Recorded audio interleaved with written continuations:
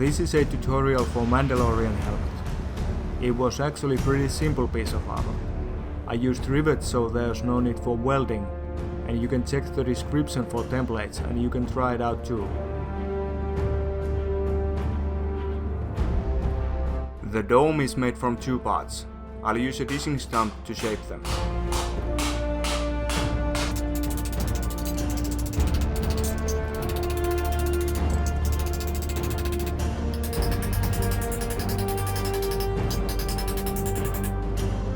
This area in the middle needs most work, otherwise it's quite simple.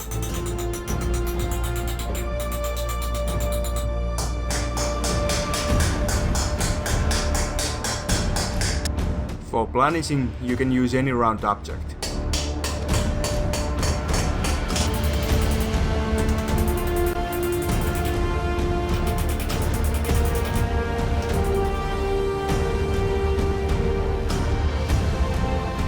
Then check that the parts match and cut out any extra if you need to.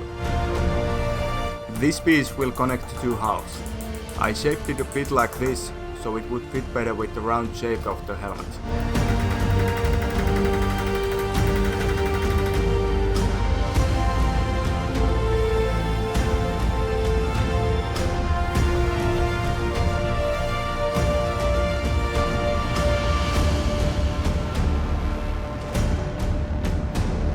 Attach it from a few points first, and then you can hammer it to shape it even more and close any gaps.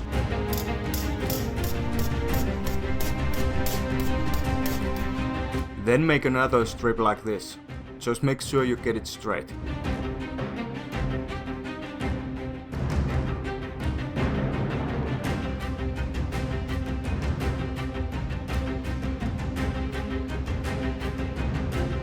First I used a pattern to draw the lines on the cheek plates.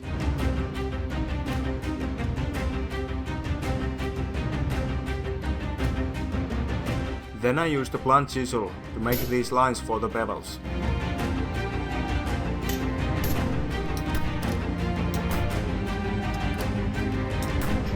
They don't have to be deep, their purpose is just to help in the next phase.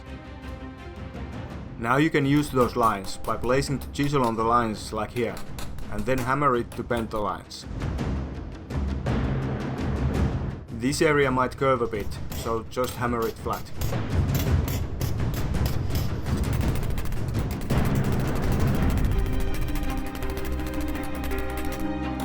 Deepen the bevels until they look right, and then sharpen the edges and make the lines straight.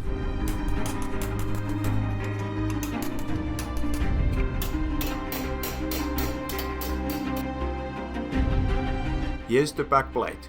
Just bend it so it will match with the upper part.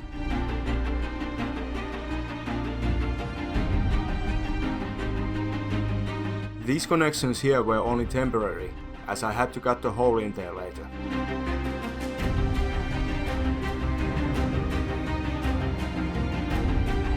You might need to adjust the plates a bit, and you need to make those corners match.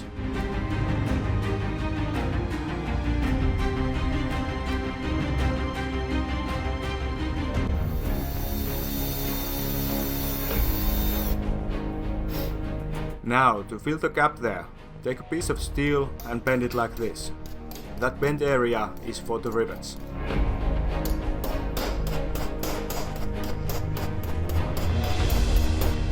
Then bend the other two sides like this.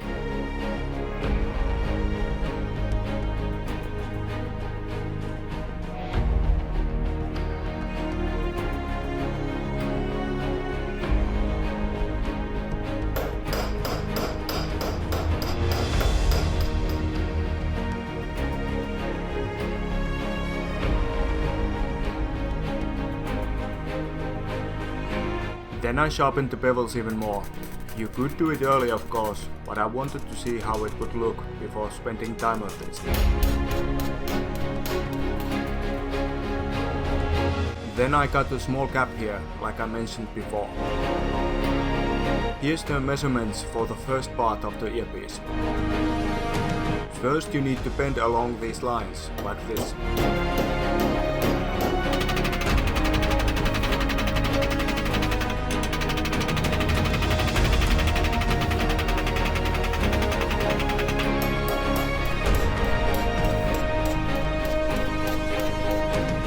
Then curve the whole piece like this, place it in, and you can draw the lines for the next piece.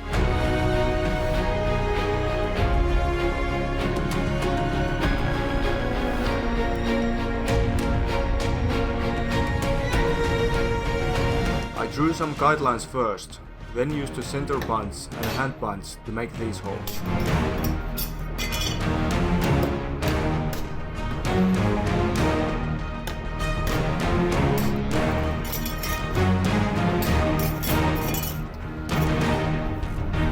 Take out as much as you can and then use a file to finish it.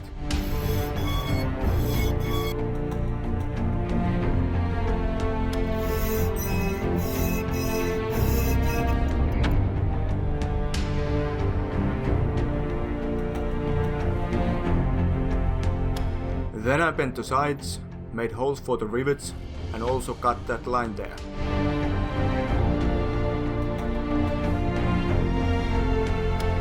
At this point I polished the pieces and filed out any rough edges. Now the riveting. I used these flat-headed rivets and a countersink. It allows to place the rivets so that they will be quite well hidden.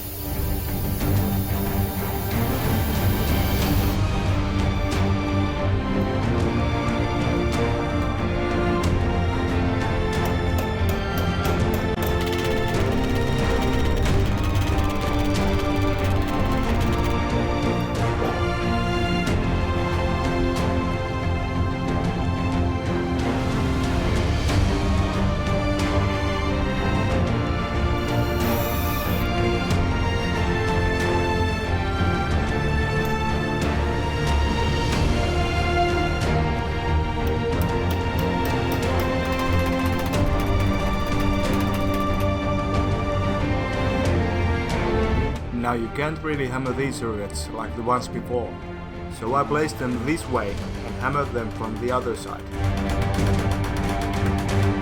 You can rotate the rivet before it gets too tight if you have trouble hammering it.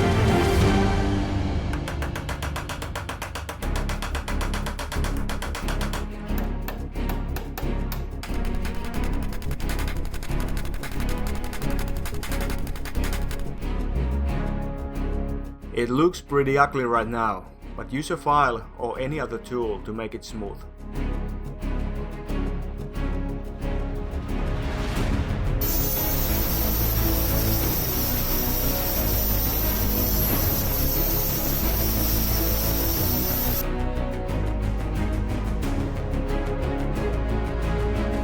This is just another decorative piece. To even that gap there, I placed these small strips to the sides. Then I marked the areas I wanted to remove and used the file to get them out.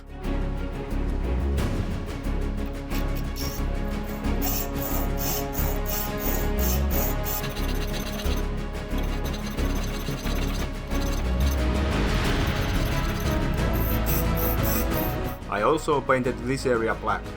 And you can see I made some mistakes here, but they won't show up, so it's okay.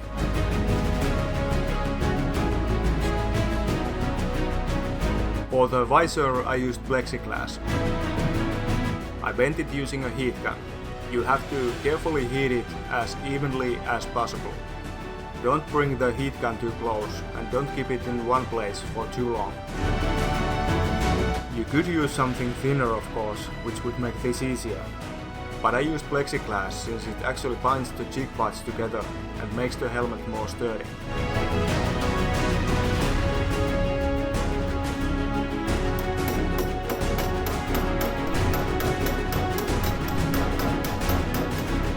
After painting the helmet, I tried to make it look more worn out by adding all kinds of small details, but they looked bad.